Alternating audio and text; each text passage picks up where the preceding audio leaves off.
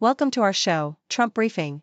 Today, we're diving into the dramatic plunge of North American stock markets as the U.S. tariffs on Canada and Mexico ignite a fierce trade war. Investors are feeling the heat as the markets react to President Trump's bold moves, with significant declines in stock indices making headlines. In the political arena, Vice President JD Vance has stirred the pot with his controversial remarks about Ukraine, suggesting that a minerals deal with the U.S. could be more effective than a peacekeeping mission involving allies like the U.K. and France. This has not gone unnoticed, as leaders from both countries express their discontent, raising questions about the U.S. stance in international relations.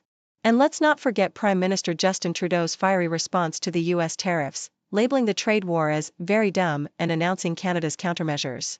With retaliatory tariffs on American goods and plans to challenge the U.S. at the World Trade Organization, Canada is gearing up for a fierce fight. Please stay tuned for more detailed coverage. The Toronto Star reports that North American stock markets experienced a significant decline for the second consecutive day as the U.S. imposed sweeping tariffs on imports from Canada and Mexico, igniting a trade war across the continent. The S&P/TSX Composite Index plummeted by 547.26 points, reflecting the widespread panic among investors who are wary of the tariffs' potential to disrupt the global economy. U.S. President Donald Trump's decision to enforce a 25% tariff on Canadian and Mexican goods, alongside a 10% levy on energy, came after a brief pause in the tariff discussions, dashing hopes for a negotiated resolution. Prime Minister Justin Trudeau responded with a commitment to retaliate, implementing similar tariffs on a range of American products, indicating that the trade conflict is just beginning. In another article from the Toronto Star, Vice President JD Vance sparked controversy among allies in the UK and France with his remarks suggesting that a US-Ukraine critical minerals deal would be a more effective deterrent against Russia than deploying peacekeeping troops in Ukraine. His comments, made during an interview, were perceived as dismissive of the contributions made by British and French forces in past conflicts, prompting backlash from leaders in both countries. UK Prime Minister Keir Starmer and French President Emmanuel Macron are advocating for a peacekeeping force to ensure stability in post-war Ukraine, highlighting the importance of international military cooperation. In response to the backlash, Vance attempted to clarify his position, acknowledging the sacrifices made by British and French troops. The Toronto Star also covers the reaction of lawmakers and senior advisors following the implementation of President Trump's tariffs, which they are linking to the ongoing drug crisis in the U.S.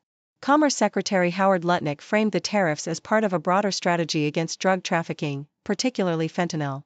Meanwhile, Democrat Minority Senate Leader Chuck Schumer criticized the tariffs for their potential to increase costs for American consumers, arguing that targeting close allies like Canada and Mexico is counterproductive. This contentious situation highlights the complexities of trade relations and the intertwining of economic policies with pressing social issues, such as drug trafficking.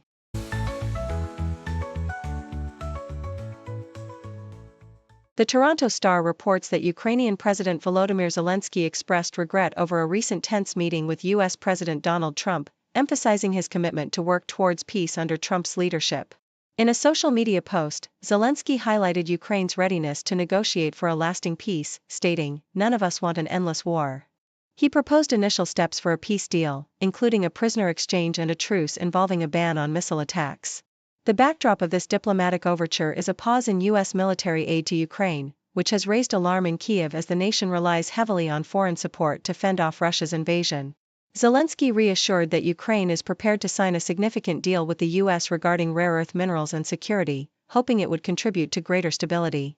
In a separate report by the Toronto Star, Canadian Prime Minister Justin Trudeau criticized the U.S. for initiating what he deemed a dumb trade war, announcing retaliatory tariffs on $30 billion worth of American goods.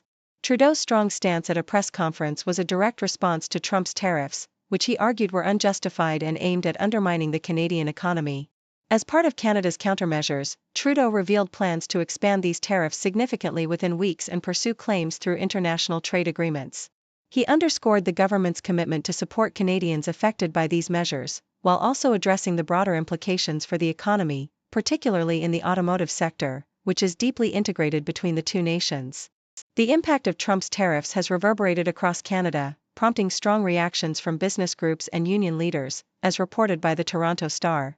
They characterized the tariffs as self-defeating and detrimental, particularly for the automotive industry, which has thrived on cross-border collaboration for over 6 decades. The Canadian Chamber of Commerce and other industry leaders warned that these tariffs could lead to job losses and higher prices for consumers, urging an immediate reversal of the policies. The stock market responded negatively, with significant drops in shares of major automakers and a substantial decline in the S&P TSX Composite Index, reflecting the economic uncertainty and potential fallout from the trade conflict.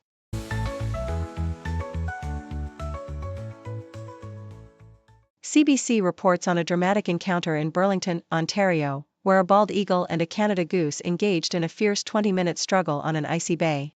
Mervyn Sequeira, a retired airline captain and wildlife photographer, captured this rare moment during a family hike.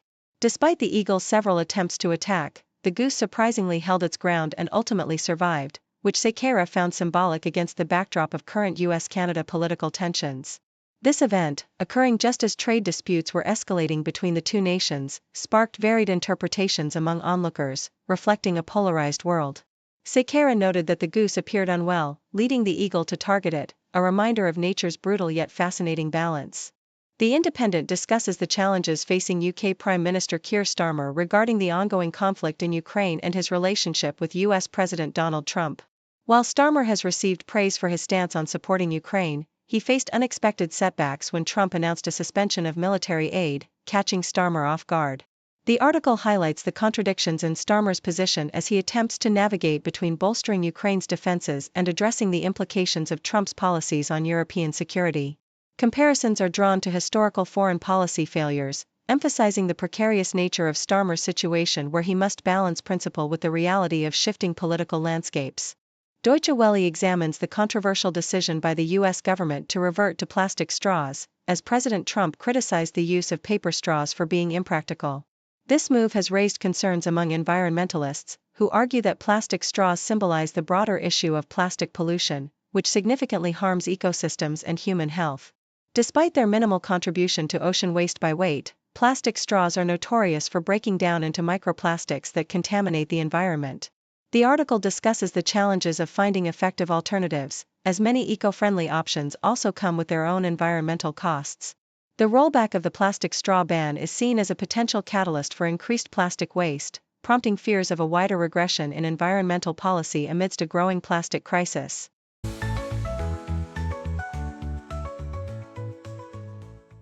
CNN, Ukrainian President Volodymyr Zelensky has expressed disappointment over his recent Oval Office meeting with President Trump, labeling it as regrettable and highlighting Ukraine's readiness to negotiate peace. During the meeting, Trump and Vice President JD Vance confronted Zelensky, accusing him of jeopardizing global stability, which left a significant strain on their relationship.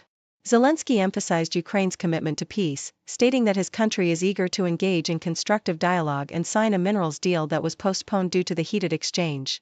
He proposed a framework for a potential ceasefire, including prisoner releases and bans on missile strikes, which aligns with suggestions made by French President Macron. Zelensky acknowledged America's support in maintaining Ukraine's sovereignty and expressed gratitude for past military aid, while also facing challenges as Trump has paused military assistance until he perceives a commitment to peace negotiations from Zelensky. This situation underscores the complexities of international relations amidst ongoing conflict, as Ukraine seeks to assert its voice in discussions about its future. Thank you for tuning in.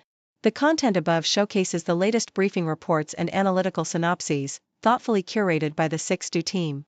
These insights stem from a wide array of reputable media outlets, think tanks, government sources, and specialized experts worldwide. We encourage you to explore these sources for a comprehensive perspective. Keep in mind that while the content may not always align with the official standpoint of 6Do Brief, it's not meant to be taken as absolute directives for decision-making. Comprising seasoned media professionals, learned scholars, and accomplished scientists, the 6Do team embodies a trailblazing, fully independent media entity. To customize 6Do Brief to meet your professional needs, you have the option to subscribe to a diverse array of briefings on our website, 6dobrief.com. Regardless of your location, you can conveniently receive 6Do Brief via email.